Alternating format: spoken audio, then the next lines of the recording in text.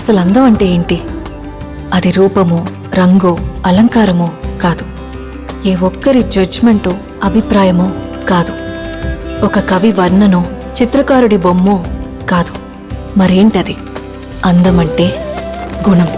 అమ్మాయినయుండి చెప్తున్నా, I don't want people to call me beautiful. దాని బదులు నీది కష్టపడే తత్వం, నీలో కరుణ ఉంది, నీకు ధైర్యం ఎక్కువ, నువ్వు తెలివైన దానివంటే నాకు సంతోషం. Address us by our qualities.